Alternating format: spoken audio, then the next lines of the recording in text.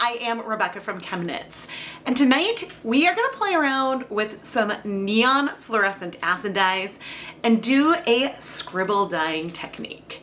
Now this is what I call a technique where I have liquid dyes in a squeeze bottle and then I'll randomly apply those colors all over the yarn. Yeah, they'll spread some, they'll layer, but it's really fun to actually do it, and then the finished yarn in the end ends up looking pretty cool as well. And I know I should have named it doodle dyeing, but it is what it is.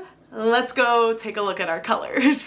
The three colors we have are radioactive, fluorescent lemon, and fluorescent safety orange. I mixed these dyes a while back at a ratio of 1/2 gram of dye per 130 milliliters of liquid in these bottles. So this one's maybe 1/3 to 1/4 full, and our orange and yellow are each under 1/2 full. I don't know if I'll use up all the dye. We'll sort of see where we think our colors are and then decide. But I'm excited to play and layer, and I think I might do something different from what I normally do, a little bit. But again, we'll see and we'll decide. For our yarn today, I have 300 grams of Knit Pick Stroll fingering weight yarn. This yarn is 75% superwash merino wool, 25% nylon. And if you want to learn more about any of the yarns or tools and equipment I use in my videos, I will have links and affiliate links down in the video description. But this yarn has pre-soaked for a while, for a couple days. And typically this is a yarn base that is super absorbent, and so I really only need 30 minutes, especially when we're doing a technique like this where things don't have to have perfectly even coverage. But yeah, it was pre-soaked for a while, so we're very wet. I have our 300 grams of yarn in my full-size catering steam pan, and to this I'm going to add 8 cups of water. And I've been debating about how much acid I'm going to want. Let's do 4 tablespoons of white vinegar. 3, 4. I'm going a lot higher with the acid than what I might normally use because we've got these neon colors, and therefore it might take some time for the different colors to bind to our yarn. Now, I could increase our water volume more. I'm on the fence because right now the yarn is very much on the surface. And the more water we have, the more the colors will be able to spread and move through. I do think I'm going to want more water.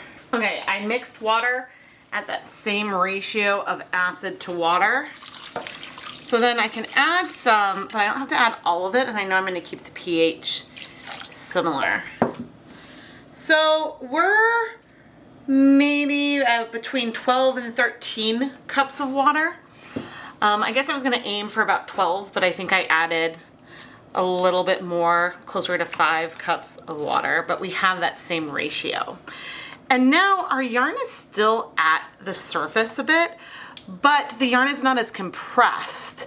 It's floating more, which will allow some of the colors to potentially spread more, which, I'm okay with.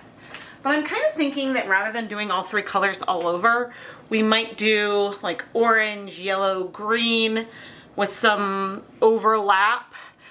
But I don't know for sure yet. We'll sort of see how this goes and what the colors are doing and determine how we want to proceed from there. But now what I need to do is start heating things up. Now we are using my electric hot plate here today. When it is off, I always leave it unplugged. But now I'm going to turn it on and let things heat up before we start applying our dye. I rotated the pan and moved everything around, and I think we're about ready to go. All right, let's start with our middle color, our fluorescent lemon. And we know that this color may disappear a fair amount because that's just what happens. But I'm gonna take it, and I was debating the shape I wanted to do, but I think I'm gonna do this sort of scribbly thing. But you know what, we can always shift the shape that we do on each side. But the reason why I enjoy, oh, and I should pay attention to how much dye I've used. That was the thing I wasn't thinking about. But the thing I like about doing sort of random shapes like I just did is that unlike lines, which can give a bit of a harshness, this allows things to be a little bit more random, a little bit less planned, and that is what I like. But you can see our yellow is spreading out a fair amount. Now the radioactive is a blend of pigments, and you can see I'm layering the colors, but mostly keeping it to this end. But it is a mixture of pigments. It does break. And I don't know what I'll do if I run out. But you know what? It is what it is. And we may not use up all these colors, but we also might use it all up. And we also, as I'm scribbling over here, and you can see some drips, this particular container has a lid on it that does not work as well. Again, is what it is, but the Fluorescent Safety Orange is also a color that breaks. We may lose a lot of our yellow as we move forward, but you know, we'll just have to see what happens.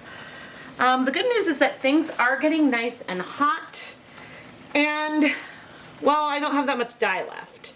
So I'm gonna need to go and probably change up the shape so I don't layer the colors on quite so heavily as we move forward.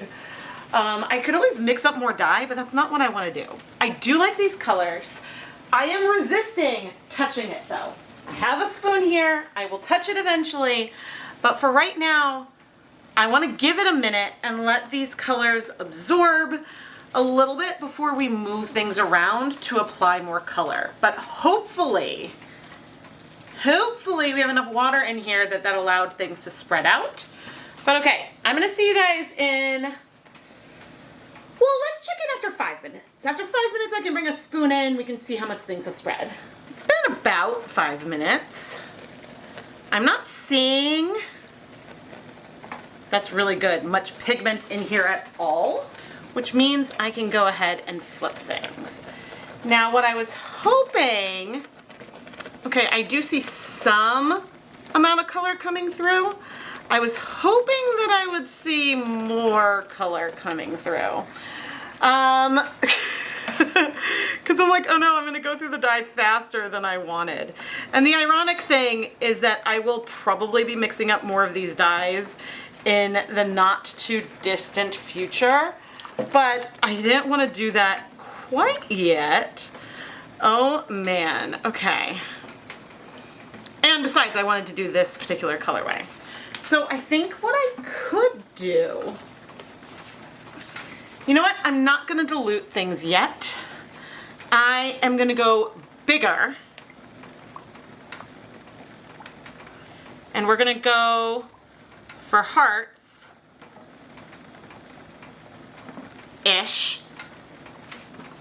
And I will dilute these dyes as we're waiting on the next stage. And we're just gonna be lighter overall.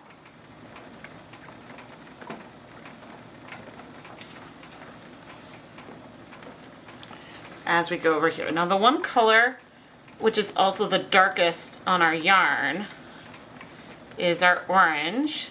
And we'll do a little half, guys, there.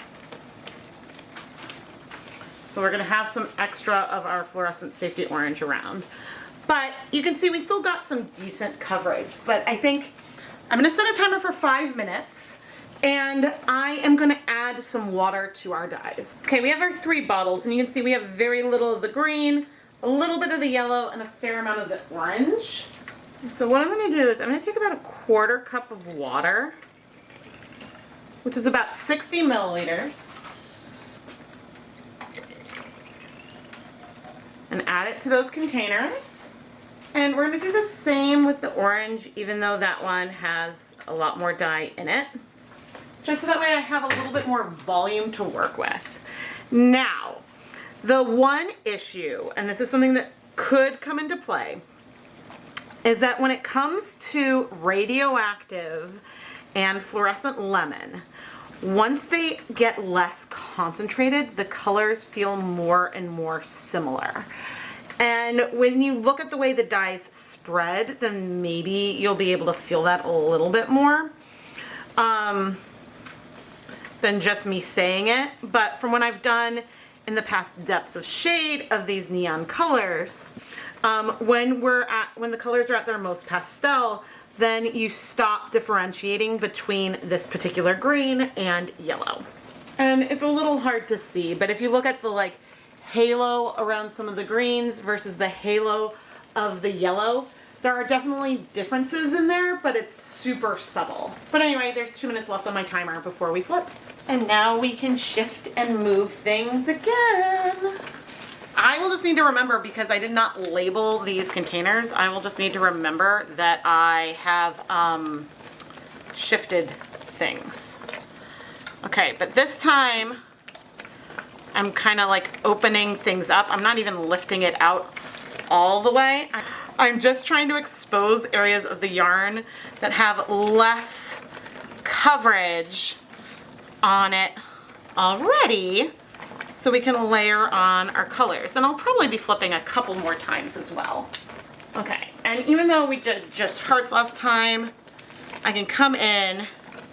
Yeah, and the colors are definitely way softer, but I can layer it in, and I love that I just have more space. But actually, you really feel the lightness with the green in a way that you did not with the yellow. That's making way more of an impact there. But our orange, because we had so much more dye, which is why maybe I should have diluted things a little sooner, our orange still has a lot of impact. That's okay. That is a-okay. All right. I am going to, continue carrying on and let this sit. I have a goal of trying to use up the yellow and the green dye, which honestly is not going to take very long because there's not that much volume left. And if need be, I can bring more of our yellow down onto the green to give it a little bit of oomph and pop. And so maybe that's something that I will do more of as we continue. But I let things sit for 5 minutes, flipped, added dye, and sort of a rinse repeat situation until I was satisfied with the color coverage. And well, it doesn't matter if I use up all the dye, really, but that was my goal, so we'll see how close I get. Okay, we still have a little bit of orange left. I think that that might become some kind of tonal or something at some point. Who knows, maybe we'll do that today even. But our other 3 colors are tapped out. And so I'm gonna go ahead and let this heat for 30 minutes, and I'll keep an eye on the water level. I do have more of that water with vinegar that I can add if needed. It has been 30 minutes. And I'm going to do something a little unorthodox, and that I'm going to pour the rest of this water that we mixed in here right now. You'll understand why in a bit. It has really nothing to do with this particular colorway, and more that I want that water to start warming up.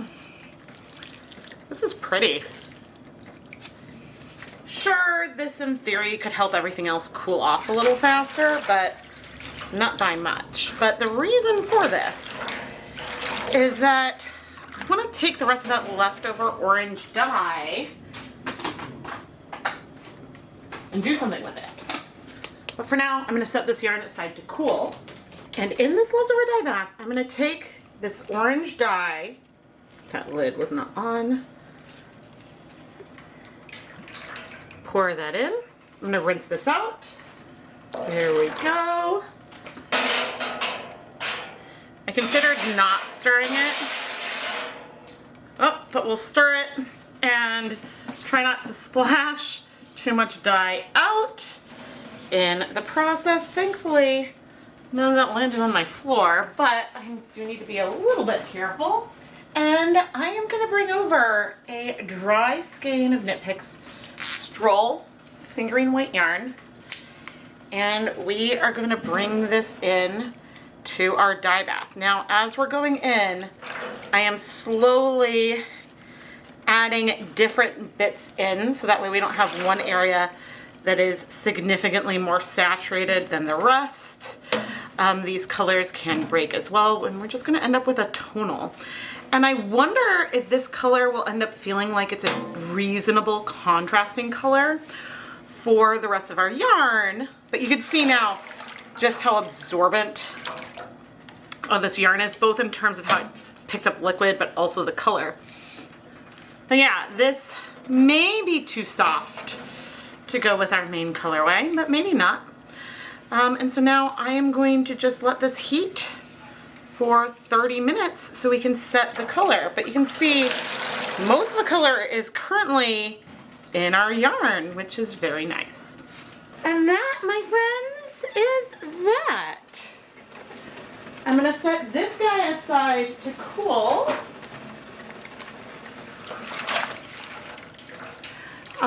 And I am going to unplug the hot plate so it can cool off.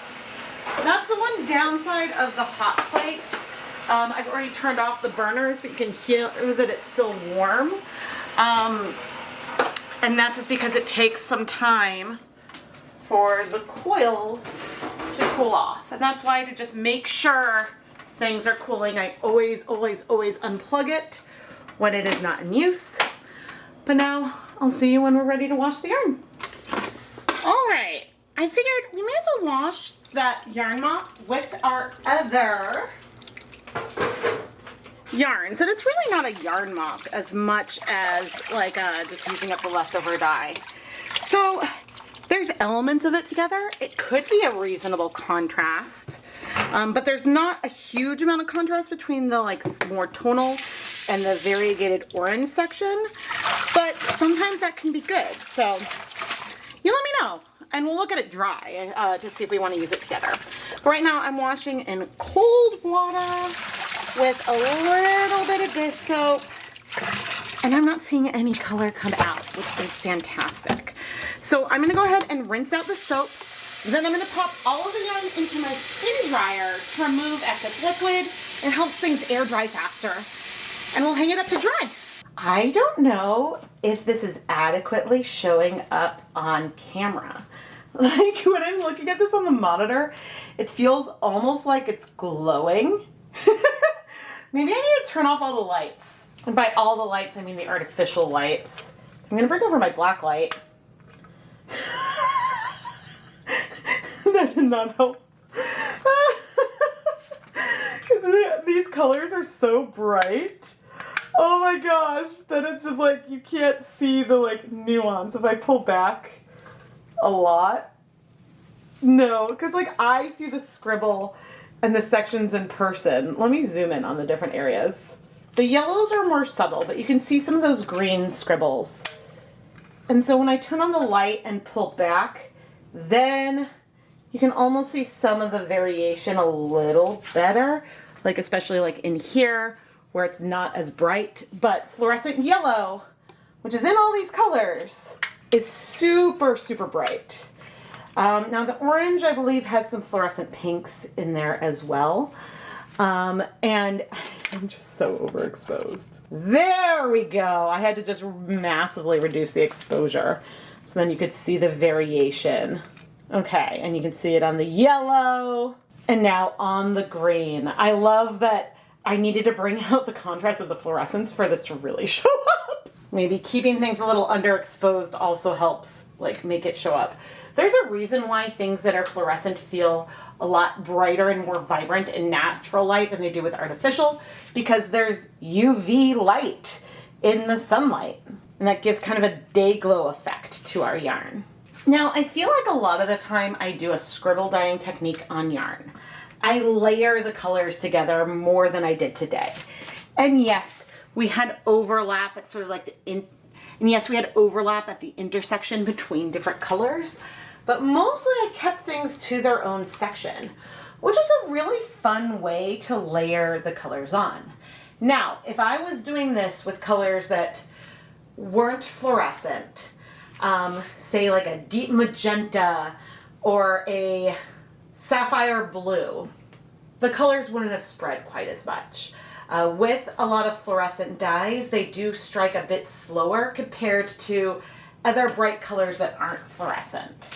Of course, there are non-fluorescent colors that are big spreaders. I'm looking at you, emerald green, but we could have ended up with more contrast with some of those other colors than we did with the neons. And I kept layering and layering and layering them.